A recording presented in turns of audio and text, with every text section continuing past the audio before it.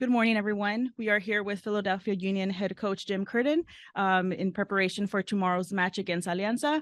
Coach, we just wanted to start with opening comments in regards to tomorrow's match. Yeah, thank you. Look, we worked very hard in the first leg. Alianza is a very strong opponent, a very tough team, one that we respect a great deal. We know in our stadium now we have the fans behind us. We'll have some cold temperatures, which may favor us a little bit. But we know that we have to play at our absolute maximum to get past this round. Again, I think we did our job in the first round. Obviously, we'd like to have scored a goal, an away goal, but set ourselves up now to come back to Subaru Park, where we're a very strong team. And we look forward to the competition and trying to, at this stage, survive and advance. And today's press conference is hybrid, so we are given priority to the media that's here in the room. Jonathan Tannerwald, you can go ahead. How's Andre? Finishing up getting an MRI right now. I'll have an answer and shoot you a text in about 20 minutes. Hopefully everything is, well, we're hoping for the best. He won't be a part of tomorrow's game. That is clear. Wasn't able to train today. So, with groins, it's always tricky. Sometimes he might not feel something too painful. But then when you actually open up on the field and have to plant and kick a ball, it's a different story. So I'm hoping, for the old 2-weeker would be nice, but obviously we also have to prepare for if it's 4, if it's 6, if it's 8, because he's important to us, but we also want to be smart with him and not rush him back too soon, especially this early in the season. But we'll have more details after the scans get back. The testing from the medical staff after the game, it sounds, a little bit positive. He has strength in the groin. So, we'll see. I don't want to speculate too much. The next question is for Matt. And just a reminder, those folks that are on Zoom, if you would like to ask a question, please raise your hand. Thank you. Go ahead, Matt. Jim, anything that you think about Alianza for this match that maybe you didn't going in after having seen them live and in person for 90 minutes? No, look, we scouted them, even prior to their season started. So we knew their personnel. They have a guy or two that's played in MLS. They have, wide experience, especially in international competition. So real serious, World Cup qualifying type games in Concacaf, where they have guys that know how to manage those games. So again, it's a really good opponent. They are battling injuries. They have a lot of guys that have been banged up and have had to rotate their team quite a bit early in the season, but they're still in a great position in the table. So it's a strong opponent. Again, we are anticipating that they maybe sit a little deeper and look to hit us on the counter. That's something that we talked about today in training and having patience with the team in a lower block and doing a good job of counter pressing and not allowing them to get out of our half.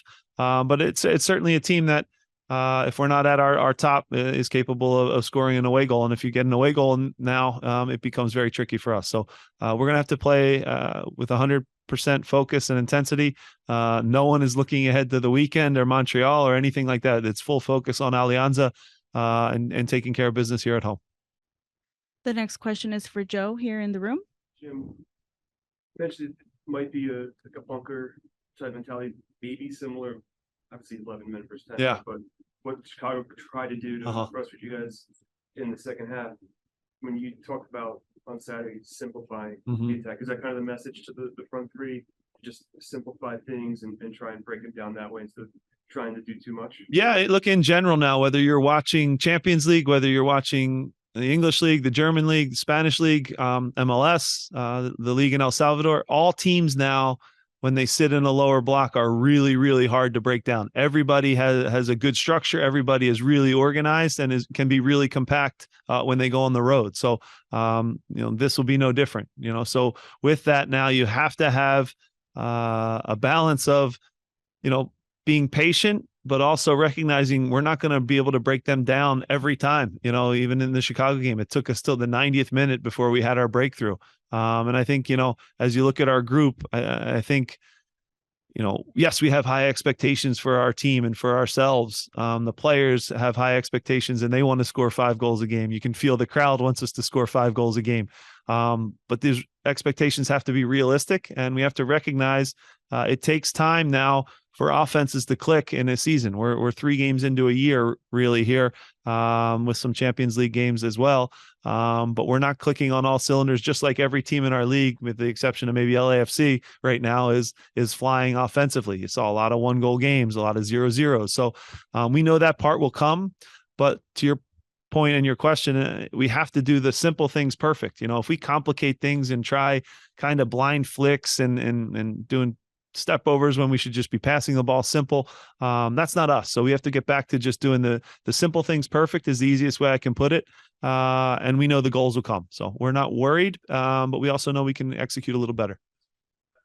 On the block, maybe you add in the attempts from outside the box, and the stat came out that it's been a while since you've had a goal from outside the box. Maybe challenging a goalkeeper, maybe trying to get deflections, stuff like that. Maybe that increase into the strategy because of how they're going to set up. Sure, we brought it up in our last couple games with Brady, who's a young goalkeeper for Chicago. We didn't really test him with shots on target. We had really good looks, but we didn't make him make saves. And using the example of the goal that we scored, that Joaquin scores, he takes a risk and he shoots from outside the box, which I'm all for. Maybe there's a deflection. Maybe there's someone screens the goalkeeper and he sees it late. Maybe he gives up a rebound. So hitting the ball on target, as simple as that sounds, and really testing goalkeepers, especially young ones like the instance we had, with the kid Brady the other day, is a positive thing. Put them under pressure, follow shots up, create traffic on restarts. All those little things can make the difference.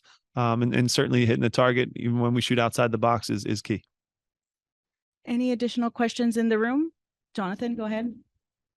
Do you think there's a necessity to continuing on that point, push things attacking wise tomorrow night, knowing that a score tie knocks you out, you have to win? Right. Yeah, certainly. The only way I can go to PKs is 0-0. So, we have to score, and to try to make it comfortable, we want to score multiple goals. You don't want to leave it. The tricky part is if you're up 1-0, do you sit and bunker in yourself? You can get yourself in trouble doing that too. So we want to be proactive. We want to play our way, and not be conservative. We want to go after it in the first half, set the tone in the first 15 minutes, because as you know, you let teams hang around, and now you're trying to protect and sit back on a 1-goal lead. Anything can happen. You're a bad call, a restart, a fluky play away from ending the game. And I warned our guys too. And I said it. We were up 2 men against Chicago at that stage of the game. Joaquin gets the goal. From that time on, we conceded 3 fouls to a team with 2 men less than us. And that's a great warning shot for if you foul and make stupid plays in your own half. We did that. 3 fouls in our own half, up 2 men. Anything can happen. We solved the game out and we got 3 points, and it's an important 3 points, but it's a good reminder that if you don't close things out in a smart, intelligent way, especially in Concacaf Champions League, teams will punish you. So we have to be really executing, really focused, and we want to score more than 1 goal. That's for sure. Well, I think it's every single game for us is important. Now in this cup, of course, we want to win. We want to keep going. We want to stay until the end. So I think tomorrow will be an important game for us, like always. Okay. Matt? Julian, Jim talked the other day about with Andre being out, everyone else kind of has to raise their level just a little bit. I wonder how you view it that you guys are missing someone as big as Andre. Well, of course, we got a big loss there. Andre is an important player on the start 11, but I think that with Joe coming in, giving him confidence, and I don't think we'll have to do something extra. I think that we'll have to keep doing the same things as we always do, and just give him confidence that everything will be fine. Okay, we're gonna go to Joe. Jim talked about just simplifying things between you guys in attack. You're not trying to do too much, not trying to press. After these first few games, what did you guys as a fourth group kind of see that you're doing? And are there things you guys can correct, maybe just go back to basics and putting more shots on target? Yeah, well,